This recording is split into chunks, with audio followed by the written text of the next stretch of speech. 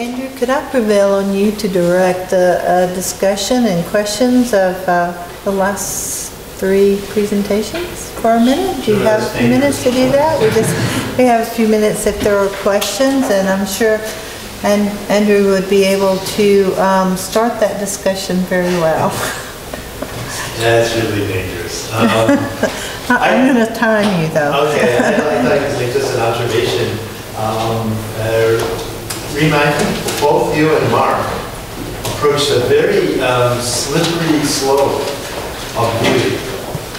I say it's a slippery slope because I think 20th century, actually as Mark pointed out, the post-enlightenment world has some prejudices leaning against it.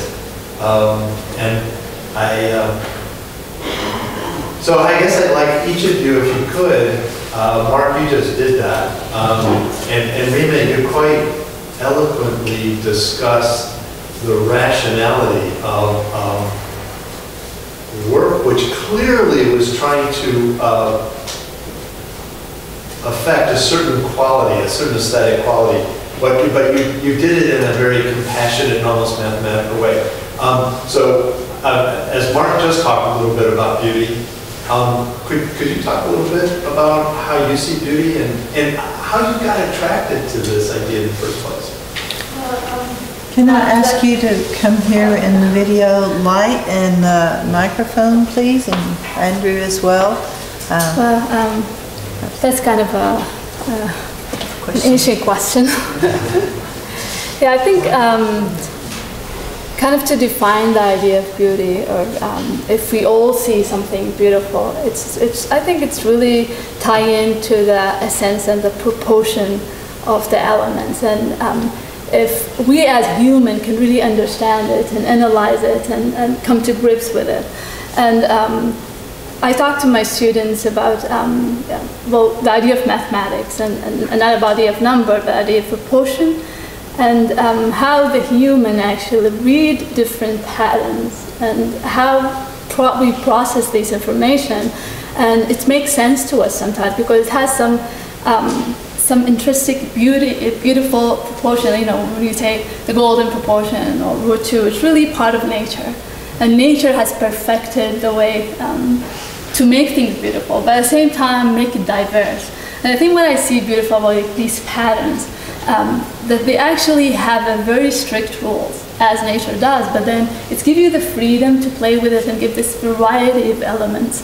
That's each one of them is distinct, but at the same time it's beautiful. And it's interesting that, you know, in the general, we all agree that these patterns, and the historic pattern going to Alhambra, the harmony in these patterns, really beautiful. Now, whether this is how we can explore this further in the future, it's really a big question, because there's a lot of discussion about, okay, if we talk about random elements, or how would we perceive it, how we a human put ourselves or understand it or dissect it or even relate to it logically, because sometimes if we're in a random space, we might not even be balanced. So, but at the same time, if we're in a very harmonious, or we see something that really connects to us, then it's worth to go and really investigate what are these qualities that make this thing beautiful. And my attraction to these patterns, not because it's beautiful, and you know, there's so many ways you can describe them, but because it's so simple geometry. And the fact that with simple rules, just simplify things to the basics, you can really produce so many variations. That's really what's attracted me to them. So what's beautiful, it's I think more proportion and how it's related to the human being and nature. That's what I find. I think that's fascinating, because I think that there's an intersection here from two very different, very carefully composed prospects. And I find that really fascinating, because I think this is a point where they begin to intersect. And I didn't think of that when I read the description of what you were both talking about. I think it's instructive to us, because I like your explanation. Are there any questions that I could kind of direct in this direction? I would expand that. Yeah. Come in. I can say. Yeah. Good. It won't surprise you that I would come at this sideways, but I think like the word history with a capital H, or like any of those things, when we say beauty, we always capitalize it, and we're thinking about beauty in a really kind of objective way. Dean Gasky and I put together a number of programs for Texas Society of Architects a couple of years ago, because we had long conversations about, if you're in the art world, you know, we went through a period of a couple of decades where you wouldn't be caught dead saying you were making something beautiful. It was the last thing in art that was of any concern to anybody. And until Dave Hickey had a brilliant idea at a symposium a few years ago that beauty might actually be the buzzword for the next decade, it sort of made its way back in, and now it's making its way back into all those. But I have this bad habit, like you've seen, of taking the capital letter away from it, and making it plural. I think there's, like, instead of history, there's histories, and it depends on your perspective and so on. And there's that ongoing valuation of those things. And so I think there's beauties, you know, it's kind of like poetry. Where does poetry go when it doesn't, you know, when it's not being used, when somebody hadn't written one? You know, there isn't such a thing. It's sort of, it just lays there as an idea, and until somebody writes a poem. And so I think beauty, for me, Kahn talked about the rapport that a person has with a room, that you have this rapport in a way, as though the shape of the room and so on is its personality, and you either feel good in it, or you gain energy in it, or you don't. And that's what architecture is about, in a way, is trying to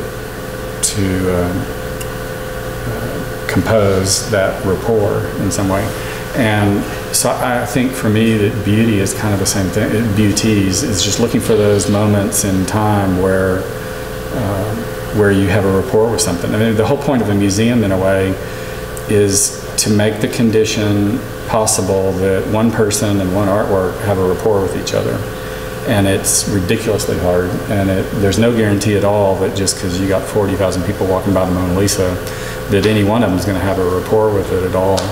But the curatorial decisions, all the architectural decisions about the room and so on, are all made to eliminate distractions, hopefully in some way, so that could happen. And maybe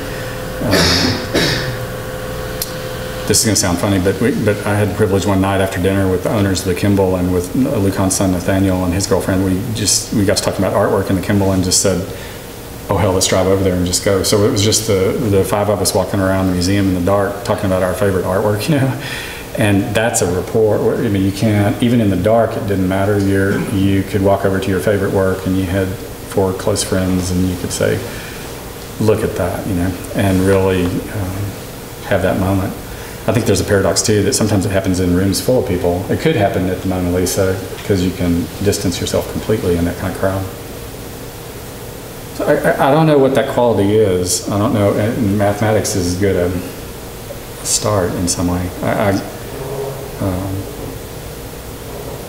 And I think it's part of that valuation I was talking about cultural valuation, is that every culture has its own sense of that in some way. And if you pick up anything from finding those Ishango bones, let's say they're 100,000 years old or something, that might be that quality that you're trying to describe as a beauty of some sort that you can't put your finger on, that just because suddenly you're sucked in and you're watching some guy with a sharp edge slice lines in the bone. I think what's really interesting about the biface example is that as we get technically more adroit at analyzing these artifacts, what scientists are finding out is that a lot of the ones that we have found were never used. So even though they may be 100,000 years old, they actually aren't artifacts in the instrumental or utilitarian sense. They're keepsakes in an aesthetic sense. We have a horrible human habit that I was going to talk about at the beginning of projecting ourselves onto the world. Yeah. And if you watch the great documentary on Wim Wenders walking through the French caves, you know, which finally they've had the brains to lock up because moisture and tourists would destroy it. But another one of those fragile preservation things where you can't trust human beings to not ruin the thing that they supposedly love. But when you're standing in that cave full of cave paintings done 40,000 years ago, you you have no way to grasp that. I mean, you have the literal physical way standing in the room to just looking at it, and it's like one person, like you can imagine the guy standing behind you with a colored piece of rock, but the only tool you have is your brain and your existence now. So you keep trying to project, you say, is it religious or is it whatever? Well, 40,000 years ago, that distinction didn't mean anything. And so it's like talking to the Martian or talking to Michelangelo 500 years now. It's just, you gotta be really careful before you project your own set of values onto something that you have no clue about. And we do it everywhere. We do it in religion. We have an idea. Well, I won't sink my ship in religion, but well, art comes before religion. I mean, essentially, art was the first science, the first religion, the first philosophy, the first language. I guess I'm saying we're even using those categories in a way that probably 40,000 years ago, none of that meant anything. It's just one thing. It was one continuity, the kind of thing that we can only dream of having put back together. And so most appropriately, most recently, the idea that truth and beauty were separate notions is really just a fundamentally recent idea. I mean, to the point where when you look at the long spectrum of things, it's a moment. Yeah. And then all of a sudden, these two things are separate. Lately, there's a scientist who is responsible actually for the development of a large number of antidepressant drugs, because he figured out by working with rats, he figured out where the depression site was, and he figured out what the neurological chemistry was for dealing with that particular problem. Now, and he became sort of instantly famous. Now, right now, he's working on happiness. They asked him, why are you working on happiness? And he said, well, it's really simple. For 25 years, I had to deal with this whole collection of hundreds of rats. He said, in order for me to work with the rats, I had to go in and I had to calm them down. So I'd go in and I'd scratch their belly, and I learned that they would giggle. So from that point of view, he posited the notion that there is a site in the brain which is the site for happiness. And if you think about the two, just to put an architectural metaphor on it, think about that as an emotional axis, right? From depression to happiness. Now, if truth and beauty are actually, then depression and happiness neurologically are part of the same thing. Why are they there? Because that has to do with the continuity of our species. It's really simple. You don't go forward if you don't have emotion. It's just that simple. Culture doesn't move forward. Culture also doesn't move forward if you don't have validation. And if you think about what happens with truth and beauty, essentially, both of those somewhat nondescript conditions are prejudiced by validation. Truth is an externally validated thing, as Dr. Al-Jalouni so eloquently described. And beauty is essentially an internally validated thing, which Mark, architect Gunderson, so carefully described.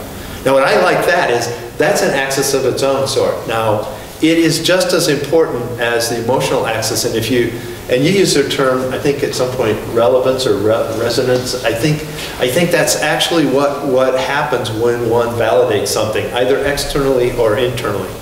And why that is essentially important to us is it means that there actually was no separation between truth and beauty. They're actually part of the same thing. Neurologically speaking, like happiness and depression, truth and beauty are part of the same basic concept. In which case, going back that 40,000 years and looking at those objects, that's a point at which those things intersect. Or going back 500 or 600 years and looking at those beautiful patterns, that's the point at which those two things intersect. And if I can think of one thing in which ties us all together in terms of our aesthetic intentions as architects and artists, I think that's probably it. The more change, we're in that period, like the internet thing, we're in a period of such massive change that it shouldn't be a surprise that human beings want to try to fix their past in some way or try to understand it. It's human nature, always the going back thing. It's like, there was an artist that said, I noticed people are always talking about going back to nature, and they never care about nature. They just They just want to go back and somehow, and we're doing it right now in the presidential debates. Everybody just wants to go back 4 years and be back there somehow. Which, anyway, not to go there either, but I think I've talked to the dean about this before, but since 1969 in French philosophy, there's no set of values, ostensibly. There's no, even if you wanted to say something objectively about things, the French philosophy has wiped out the idea of any kind of objective set of values about things. And I think that's, for me, this won't be a popular distinction, but I think sort of like using beauty as a design motif, I think you're really asking for problems if you do something like that. But I have this mental image of late that art and architecture are locked together in a symbiotic but opposite kind of way. And the role of art is, and this is a great oversimplification, but the role of art is to sort of push the edges of the envelope again, to test the primarium, and see what the edges of things are and when they turn into something else.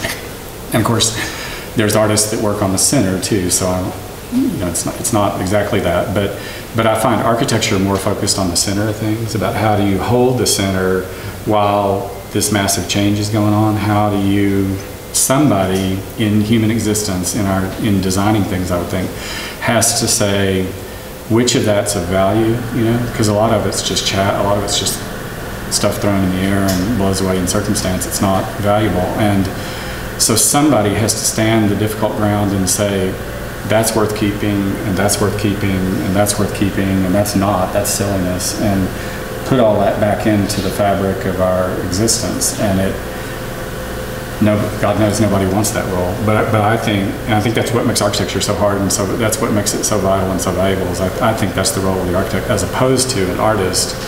And we've just, in language terms, we've abused that completely about who's an artist and who isn't and what they're doing. Architects wanting to be artists is a ridiculous understanding of art, I think. And that's just me. So you created an opposition. Yeah, I know. I know there's some people who might like to make comment in the audience about this idea of where preservation, or how preservation even relates to this idea of beauty. Is it about a building that achieves beauty over time, and that's why we invest value in it and we invest our efforts into it? And I think another point that Mark particularly made was we think about saving it now because it's about to be gone, but we don't really think about how that really moves forward too much. So if any of those points have inspired you to want to make a comment, I'm waiting for those hands to go up. Yes, please. It's more of, it's a question for both Dr. Rickman and Mr. Gunderson. Basically, y'all both kept going into simplicity and things that grow out of simplicity with more complicated ideas. My question really is, if no matter what we do, no matter what we do, buildings and all information, even ideas, kind of just like rolling the dice if they'll actually last the test of time. And as you said, math is basically the language of existence. It's the language that is just underlying everything of beauty and everything like that. If those two concepts are basically the truth, are we just building for this time period and what we're doing now? Well, thank you for the question. It's kind of complicated. I really don't think it's about simplicity because, the idea is not like simplicity, but the essence of it, the generating principles are simple, but not that it will produce simplicity. There's a lot of debate about complexity in a human mind, and the humans need complexity. Because basically if you have a white wall in front of you, you don't communicate with that wall. It doesn't really kind of satisfy your curiosity, your brain, and processing information. And the minute you're in front of something that talks to you or give you more information, let's say a pattern or a grain of natural material, so you start really relating to it, and your brain starts really kind of following the logic and analyzing things. So it's really not about simplicity in this case. But what I think is the truth, or what's let's say, objectively beautiful. There's a lot of people say, okay, that's subjective, objective, and if we all agree that one thing is beautiful, then there must be something beyond just the subjective nature of our kind of interpretation. So there must be, let's say, if all agree that one artifact or one element is beautiful or it's really satisfying us in one way, it's probably because it has some intrinsic quality that it's related to the human, human body, human way to process information, rather than, it's just culture or now. Because even going through history, every culture actually needed this idea of ornamentation or a little bit of complexity around the wall, painting your walls or adding more to your kind of ornamentation, your spoon. So in a way, it might be a need, a human need, to really have that kind of dialogue between you and the object or the building. And so it's beyond just what I believe or you believe. It's maybe something that's really interesting in in how we process information, what we like, we don't like, and how it relates to us. So it's really not simple. I believe humans really look for more complexity rather than simplicity, but complexity that makes sense, not chaos. Because chaos put us in a very uncomfortable situation. We cannot relate. There's so many information collecting, and that might even affect us negatively. Just one last thing. When I went to Alhambra, actually Alhambra in Sevilla, the first time I went to the castle, the palace, I couldn't process all the information from these patterns. The heart rate started going up. I had to sit down for 5 minutes to just process the information. So it's interesting how we behave in the environment, how we really have that dialogue between what the building or the artifact and ourselves. On the strictly architectural side of that, when I get a client, we'll have some pretty strange conversations, you can imagine. But one of them is, how long do you want this to last? Do you want it to last 5 years? Do you want it to last 50 years? Do you want it to last 500 years? Because those are completely different architectural scenarios. And the general public just has this idea that you build, and if it was built well, it lasts, and so on, and you can get a good builder, and so on. But those are all judgment calls that require different budgets. If you want something to last 500 years, Peter and I were talking about this morning, but in cemetery work, there's about 5 details, there's about 5 materials that over time, we know forensically or whatever are actually going to keep water out, and something might survive that long if you build that way. And if you understand architecture well enough, that's why we detail certain things in certain ways, splashing and so on, to make it last that long. If you want something to last 5 years, you can waterproof cardboard and go at it, and you can do pretty much, you can go from the ephemeral to cardboard really quick and be done with it. And so, but I think that's a question as an architect that you need. Somebody needs to be clear in the beginning of a project. What is it that you're doing? Why are you doing that? I'm sorry. I was just going to say, I'm Les with TSA. We designed courthouses for 100 years, and so it's kind of a different responsibility. And like over the last 20 years, we've done maybe 50 new courthouses, and I think I would probably say less than 10 of those, are buildings that are going to last 100 years. They're going to be cherished and loved in 100 years. And you can't predict it. You go through that design process, and when you start and what the product you're going to get at the end, you really can't. It's hard to say. You end up at the end of that journey with a built building, and it's not that building that's going to be cherished in 100 years. So I think that's the really tough part about what design, what architecture is going along that journey, getting someplace that you knew had something that you can speculate it's going to be cherished in 100 years. We use the word maintenance, which is really a euphemism for care. And you can't require care. You can inspire it. You can make people try to care about something. But all the legal documents in the world and all the maintenance requirements and so on, you can't. And you'll still get some guy out there that can care less. In some ways, as an architect, I had Robert Mather, a teacher of mine many years ago, said, as an architect, you can figure out where your building's going to be for the next 25 years. good chance, probably there's a good chance that it will change function. So you could probably figure out if it's going to change function, it might be good for this, something else. That will get you down the road about 40 years. So after that, it's really, it's just what happens. It's kind of random. But what you can do is you can build something into your building that people will want to keep.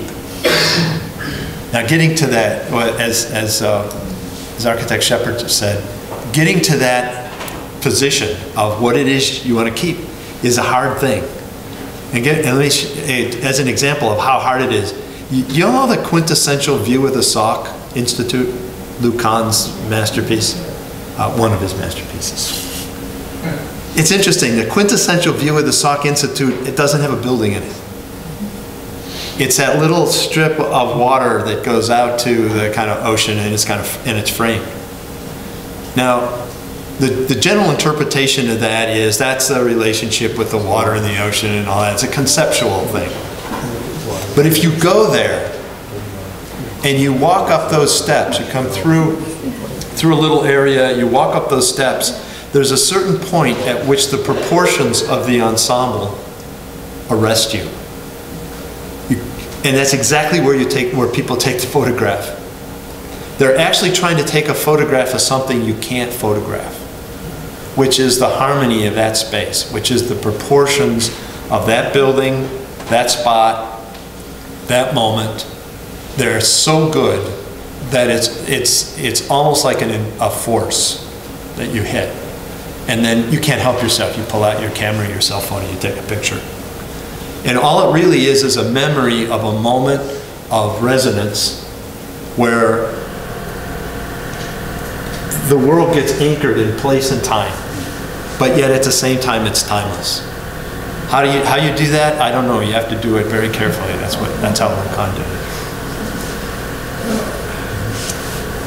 That was so beautifully said. I hate to inject this, some would argue that there's beauty in economic systems that determines the highest and best use and what buildings stay and what buildings do not stay. It seems to me that architects would be better off if they understood best use and worked with economists. It doesn't solve problems, but it does force architects to be much clearer about the quality of building, the civilization, and perhaps communicate that to economists or businesses. Because there's no doubt that the economics does play a part of it. Kahn actually talked about that in an odd kind of way. He talked about it from sort of the economy of space and form. He talked about it from the point of view of trying to find somehow the essential notion of program.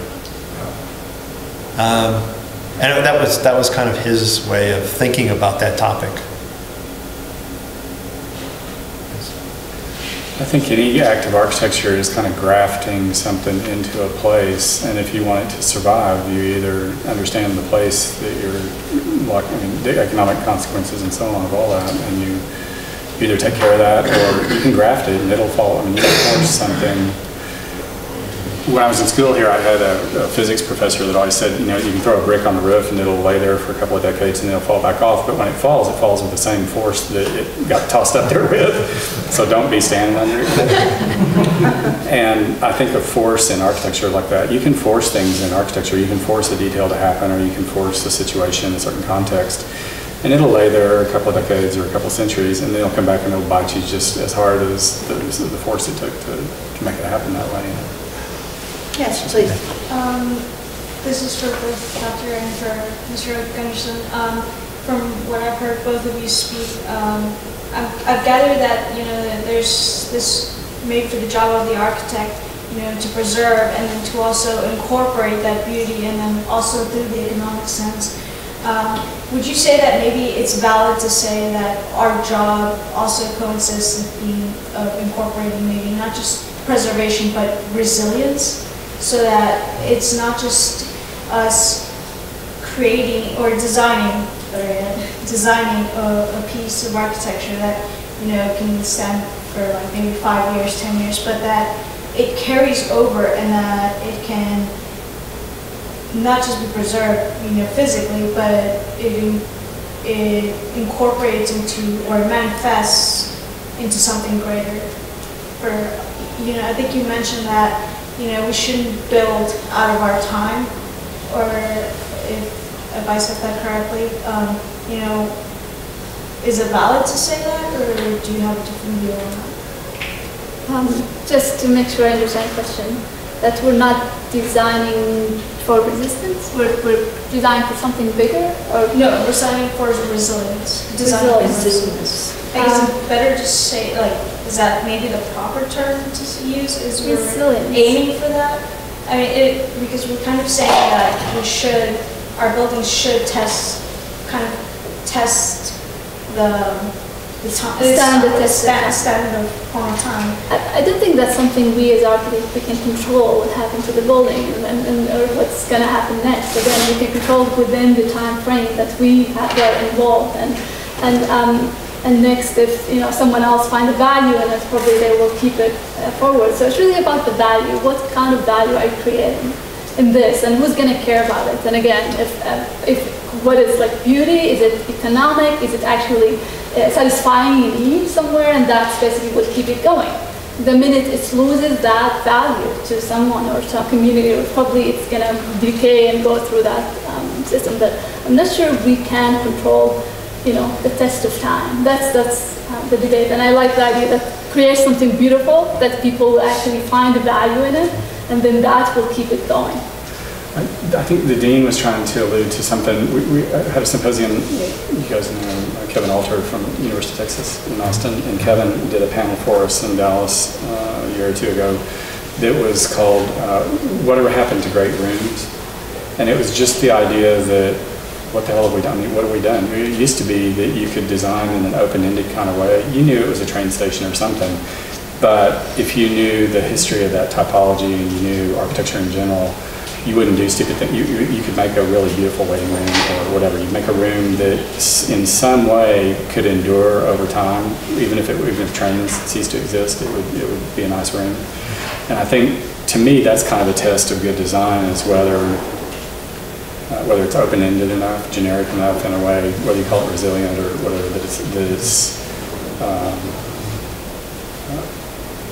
a house that still alludes to Roman houses, because the Romans, we're still human beings keeping rain out, and a courtyard, a garden, and a house and a garden to me is one thing, not two things.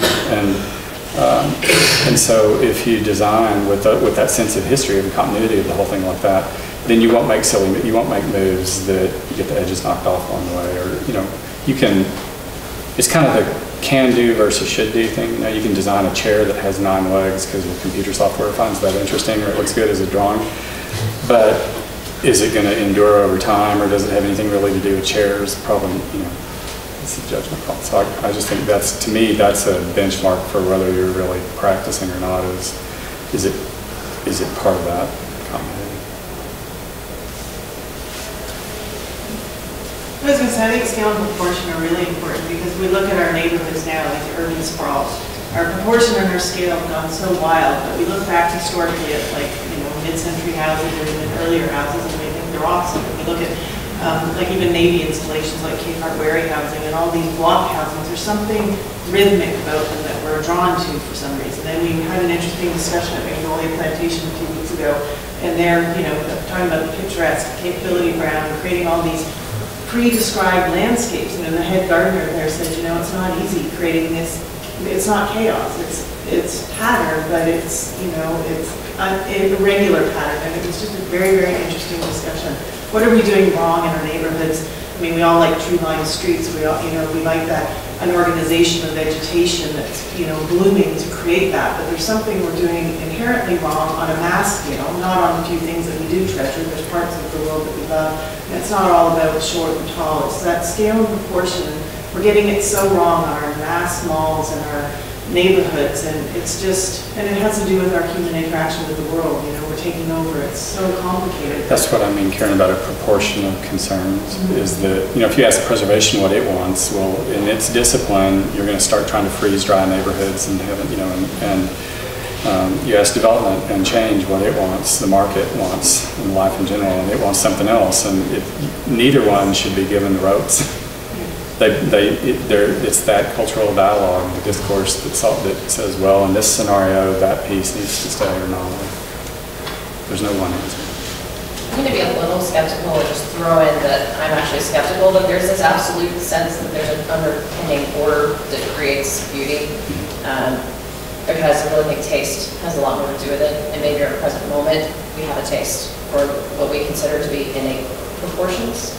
And it goes back to the reason beauty disappeared in the first place, was there's a kind of tyranny to believing there is some kind of absolute system of proportion, or there is some rule you can, some mathematical rule that you can achieve, and that's why beauty disappeared in the first place, because it you know, it's part of this, what I think of as a cycle where you feel bounded by the idea and then you want to go back to it.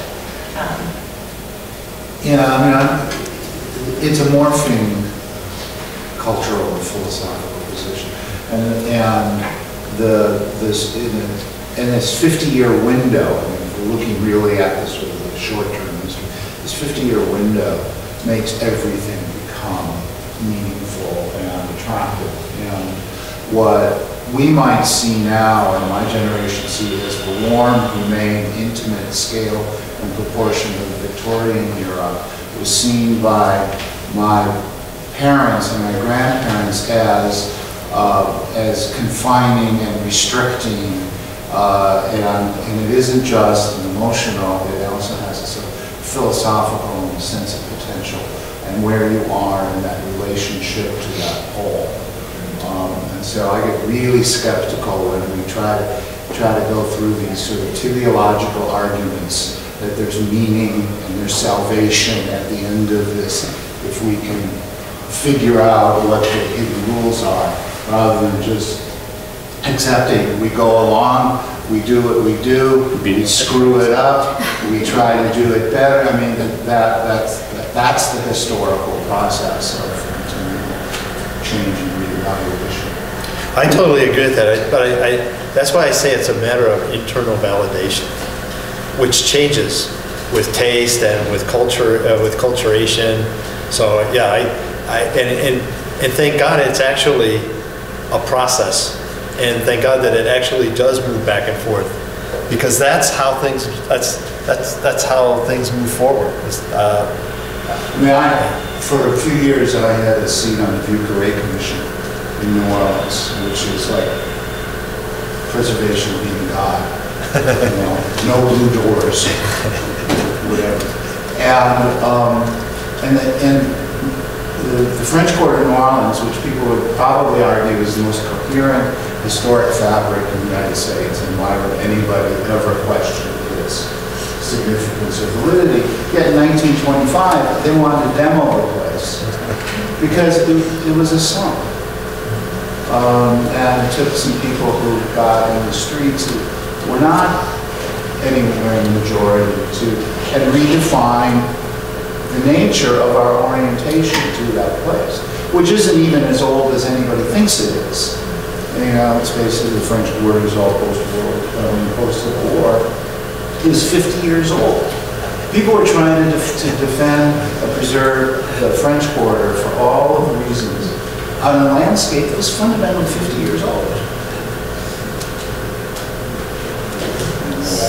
But it had value, and sometimes there are people, I think, that can see a longer view than just the moment, and we do know we'll bounce back and forth between one perspective of beauty and I mean, I think you even get into some, when you say, well, it has value, that implies that there's some intrinsic, you know, characteristic in it. And so, you know, everything has value. I mean, that's what Vincent Scully said, how do you preserve everything? Cultural Wind and value. weather and things will cause it to fall down, and that will provide enough space and the change. But if you try to get into this is good and that's not good, That's what I was trying to say. Cultural value accrues over time by that negotiation going on every day throughout the place. There's some memories that become invested in it, I think, that can give it value also. And I think But- that we're but going even to less- lose some of that fabric anyway. So perhaps preservationists are saying, we know we're going to lose most of this over your backward-looking angel. Most of it's going to go away. And so there are people who say, let's hold as long as we can. and I'm one of those. I mean, I'm not arguing I think it's all worth something. It all means something to somebody. And if we made it, we should hold on to it as long as we possibly can.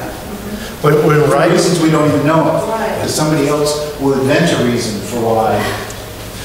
Rigel made the argument to the Austrian legislature that, because he was actually trained as an attorney, even though he didn't want to be one, and he made the argument that there were actually a set of parameters, and one of the parameters was that art wills, and that there is a kind of an art-willing aspect of culture that makes choices somehow that we aren't necessarily legally responsible for making, and it's not just about perseverance. It's actually about the continuity of culture somehow. And I find that, and I find oddly enough, at first when I read that, I was upset by it. Because I was thinking, well, there's got to be some reason for why we keep these buildings. We got to be able to tie it down so we can make sure that we do more buildings like that. And then after a while, I realized that, you know what? Actually, that's comforting, because that means that in some ways, it doesn't ever get stale. And in some ways, we can have the same conversation in 100 years, which actually I find attractive. I mean, it's kind of like being in practice and having to look at your balance sheet at the end of each month. It is an ongoing connection with your business, or in this case, it's an ongoing connection with our culture, that we're actually thinking about how we want to define this at this particular point. That's also sort of geographically. If you build in stone, if you have stone as a material, you're going to venerate stone, and that is going to last longer, and so that's going to achieve a greater veneration and greater. We're going to say that is somehow significant. If we were building in mud, we'd have no investment in the material. We'd only have investment in the process of building with mud. Right. I mean, a perfect example of that is to look at Ethiopia or Mali. Mali basically built in mud. And then in Ethiopia, they build in stones that they find. So if you go from one part of Ethiopia to the next, the little house out in sort of just out in the middle of nowhere changes slightly based upon the various changes in stones that you can pick up and that you can break, and so each one in each area has a different kind of texture. I'm sure that the people who did that don't necessarily find those things beautiful, but if you're from the outside and you look at it, it is beautiful. My point is that mud is a kind of a thing that goes away. So in Mali, a lot of those great things have gone away. But the sort of architectural culture or the material culture is focused on the process of building and rebuilding in mud, not in the thing that you make. An annual investment of care. So, I mean, The Urban Citadel continuously impacted. And the rebuilding and what's original and what isn't.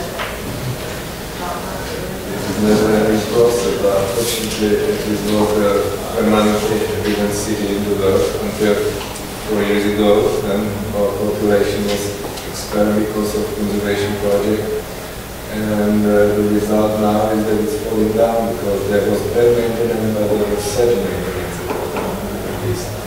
And the conservation of city, which is not maintained, is almost impossible. So fortunately now there is some process starting again to save the monument. But the interruption of the evolution is very crucial moment for the conservation. And this makes quite a lot of problems and disasters. In that case, human beings were actually in their daily work and living, preserving that site, because that was important to them as a place to live. And then when we came in, our world came in, world heritage came in to, you know, put it under a little glass bubble and make it special, that's when it started to deteriorate. As Peter says, the people who were actually living there had to leave. In the United States, we've been brought up and live in a culture that change is great. New is better. Unlike Europe. Well, that's not. We're working against ourselves all the time. Well, thank you all. I think it's been a wonderful discussion, and I hope you enjoyed it. Well, I did, and I'm sure my children enjoyed it.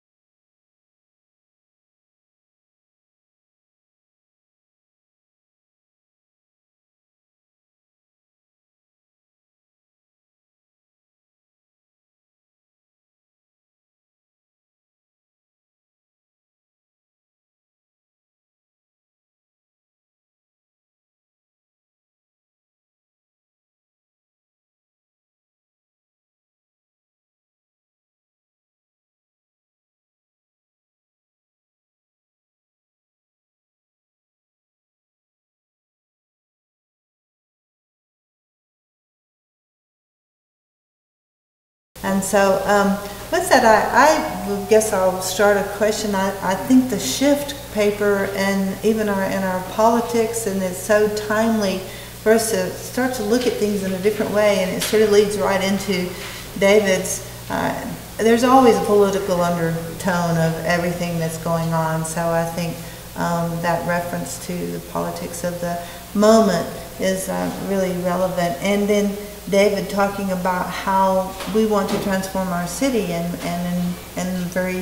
make it more livable and reduce some of those crime numbers and those unlivable aspects of our environment in our city. And so with that, I wondered if you had questions or comments about these previous papers.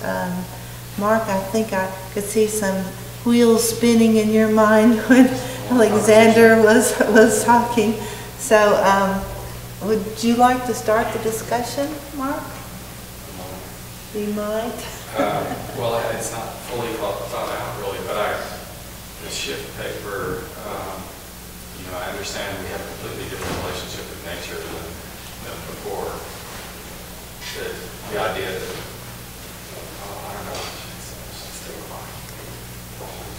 I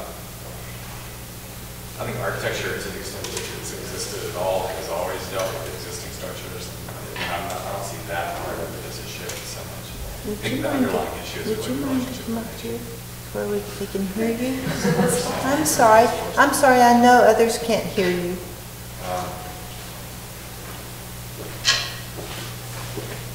Mark Anderson.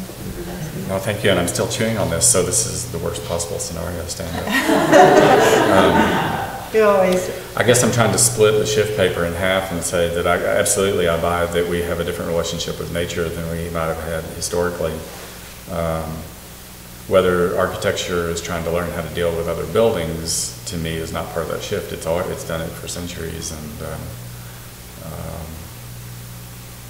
I was going to ask Alexander if I could borrow a copy of his paper and stare at it for a while and chew on it.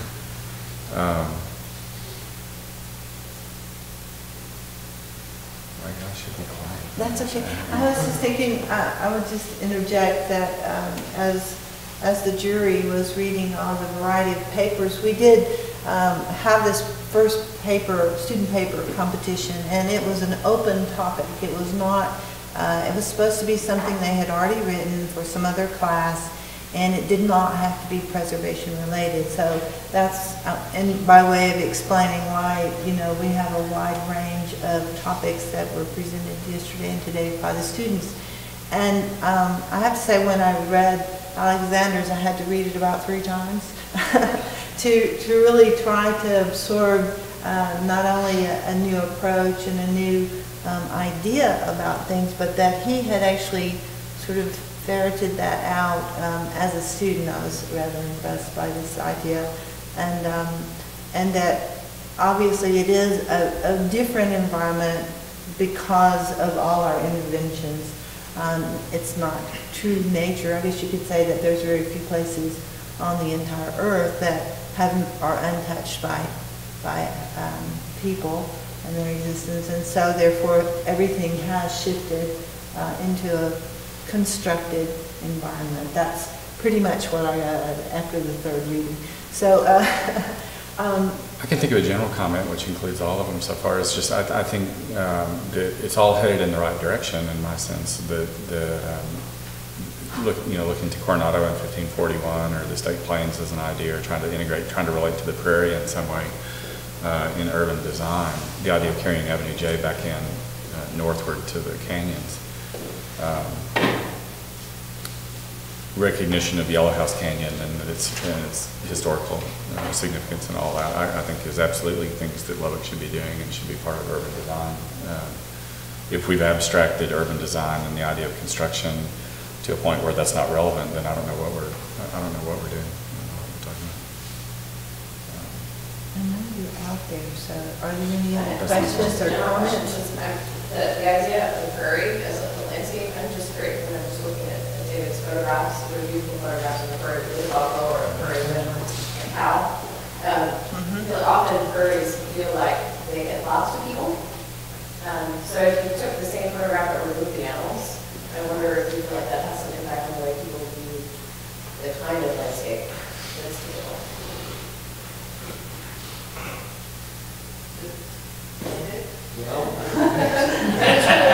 Just an open-ended comment. I guess that the way I feel, I don't know how, the part of the problem is that do I think people would, and I don't know how people would.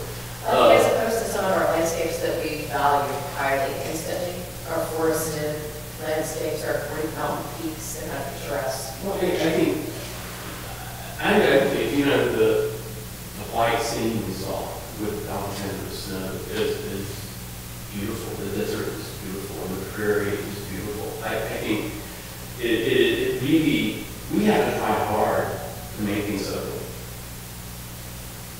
But we do a good job.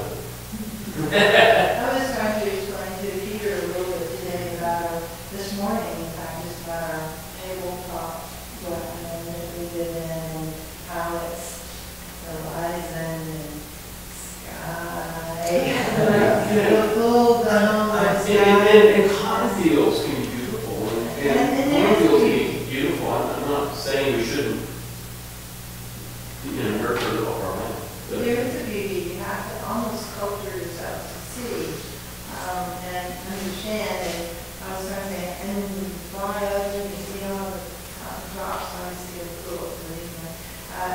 Peter said it was nighttime. I didn't see it when he arrived from Boston.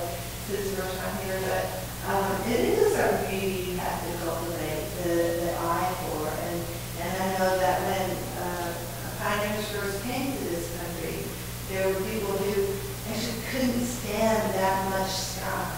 It was sort of the opposite of claustrophobia. It was adorable. So there's too much sky, too much wind noise, too much sunlight, too much. We were talking about that at dinner last night, and I'm going to wander around like Mark because I'm chewing on it as well. But it seems like this notion, what do you mean by nature? I know what construction means, I know what manipulation means. I don't know what nature means, other than the sort of, if it means the absence of humans, that must be nature. Right? And that seems to be a suspicious definition of it. But the orientation that we have towards from the natural environment, shifts by our circumstance. And so now we tend to talk about nature in terms of beauty as an ineffable quality. Whereas, the settlers moving out here could see this opportunity where the next meal is coming from, as well as the next threat to existence. And so that shifts what we mean by, and that well, I think all those things that you said in terms of beauty in nature, and health. I think health is the third level. Yes, but implicit in these discussions is a sort of continual decline from paradise. And that we have continually deteriorated that natural environment, and that what we are trying to do is reclaim paradise. And that's a kind of broad, deeply teleological argument about salvation and our justification for being on the surface of the globe.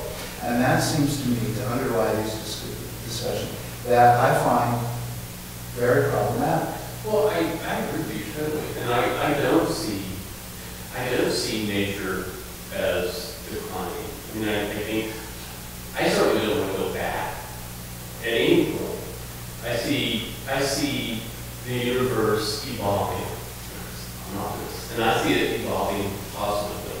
So to me, the issue really is finding our balance. I think William Lascasi said it well. There's a point where maybe with our indigenous people, it wasn't quite maybe comfortable. And, sort of the Texas frontier had a certain balance. I think what happens with our technology and our new toys, we sort of like, ooh, we've got to learn to use them well. Well, I'm just trying to make an argument here. But you just made a series of value judgments using the term balance and well. And I'm not in any way arguing about what to do to J Street. I think it makes absolutely perfect sense to collect the water and let it percolate back to the ground because it has lots of material values. But I just find, when I listen out of the sort of, the ear in the back of my mind to all of these discussions, as well as any others, it really comes down to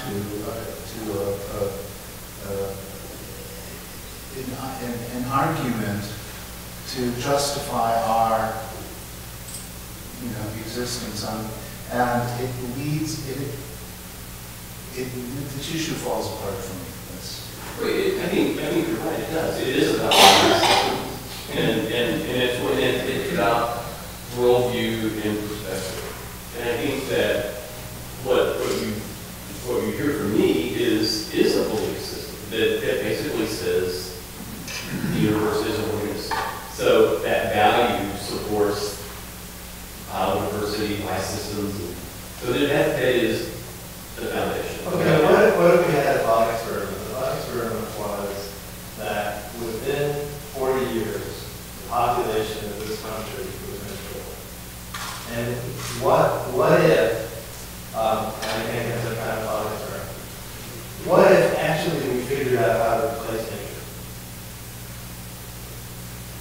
That it was actually no longer necessary to figure out British food. I've seen it. Soylent Green.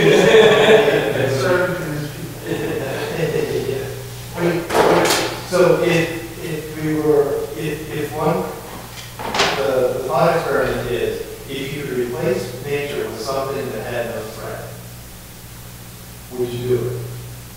Understanding that the threat actually out there is that we're going to replace, I mean, the senator the other day said that we're going to replace Texas, that we're going to add, in 28 years, we're going to add 20 million people to the population of Texas. We have 25 million.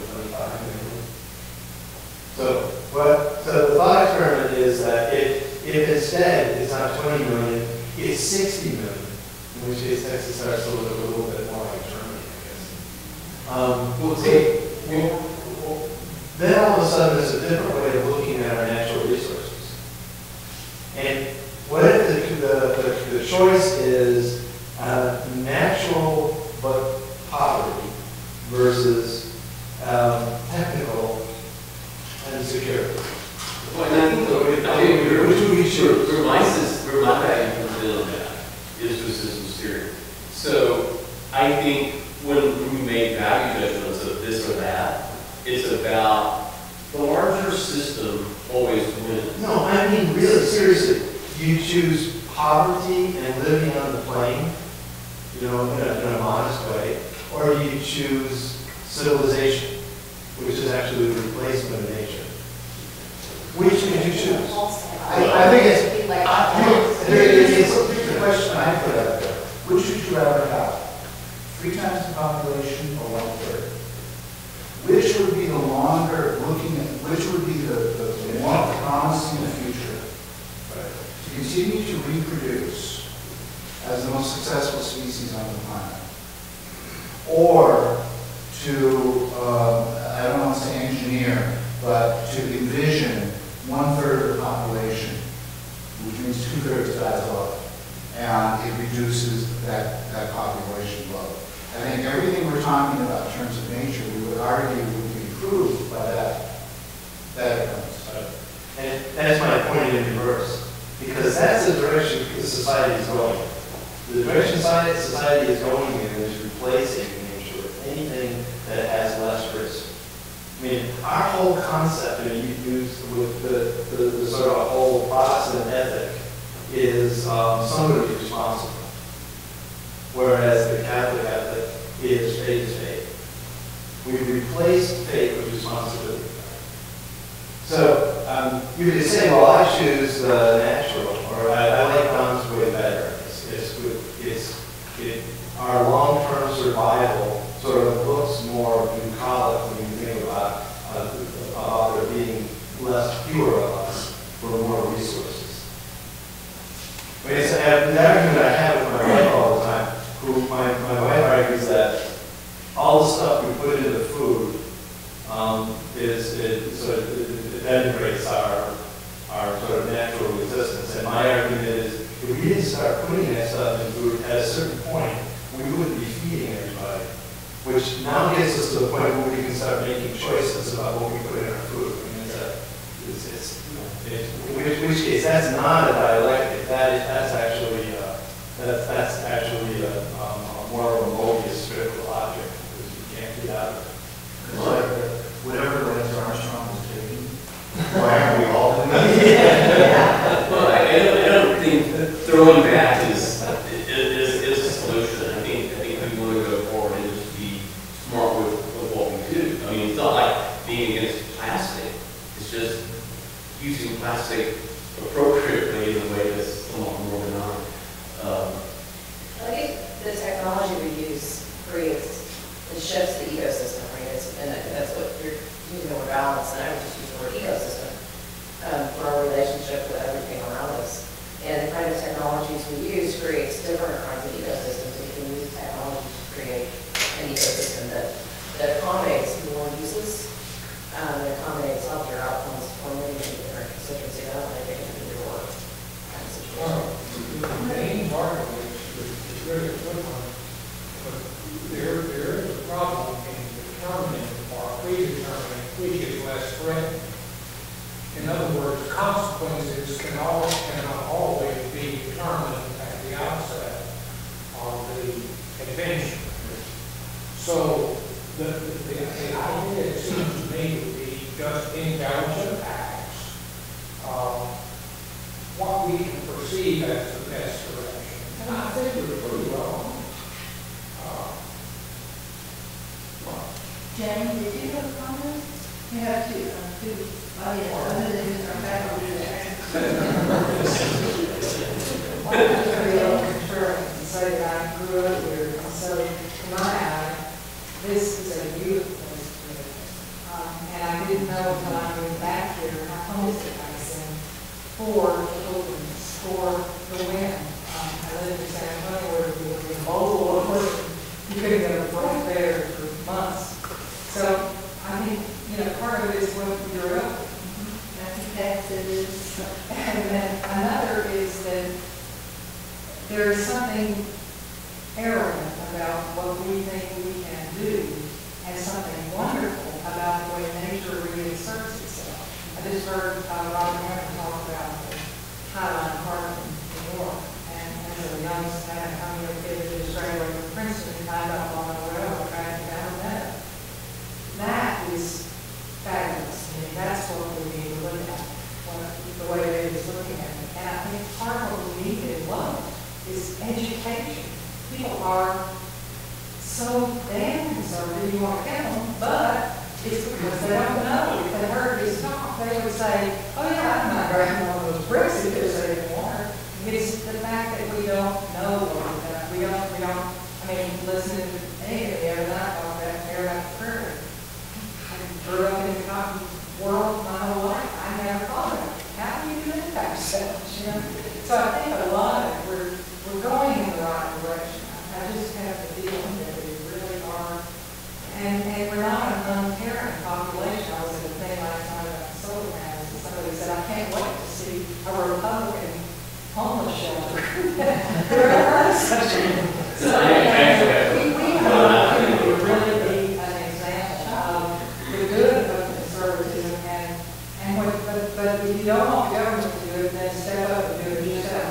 So we can be that model for me, in Lubbock, it's sort of the simple. I can see Lubbock without dirt.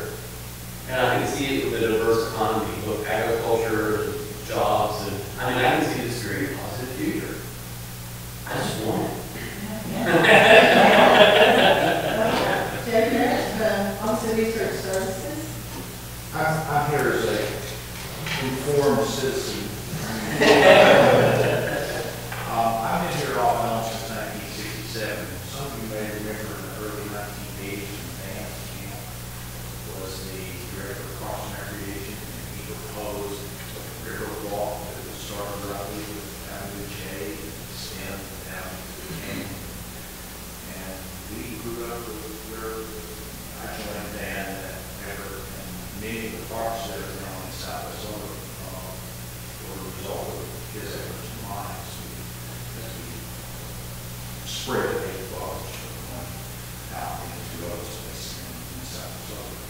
And in Rhodesia as well, as those systemic investment funds in the park resource of the city. But reflecting on today's presentation, I'm sorry to see earlier, but it strikes me that Lubbock, Texas is a place where good ideas come to die. And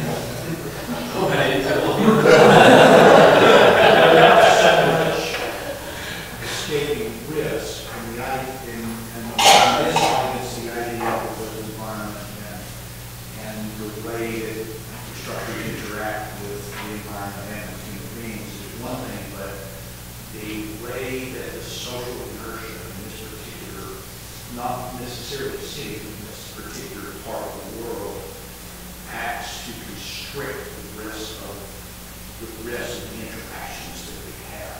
We're not so much seeking to minimize risk as we are seeking to maximize contact with the familiar. And so I was making a presentation at one point, and this is terrible, okay? But I was make a presentation once about 1981. And at that time, we were the proposal to build a water theme park in Baltimore, Kansas Park, where actually where the amphitheater is this morning. I was at the charge, and I was in a board meeting, and we were talking about citing this thing, and someone said, "You're going to build it over there where those people are." My grandmother is long. And my mouth just fell open. And it's like, you know, this is the cultural inertia where we have. People hate brick streets because they're wrong. They don't appreciate what is there and what is going on. We don't like to go downtown except for First Friday art trails where things are familiar. It's like it's all wonderful. And until that particular part of the culture is addressed through the built environment, through the natural environment, through some interaction with cultural institutions. It's going to be a place where good ideas like Dan's River Walk and reconstruction of Avenues Gate come to expire. Well, we hope that we are actually at a turning point in a variety of ways.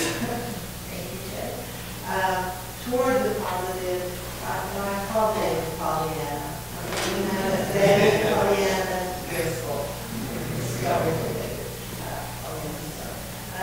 So it's always wonderful though to have that positive outlook and keep working, keep trying, and you know, not let everybody sit us down.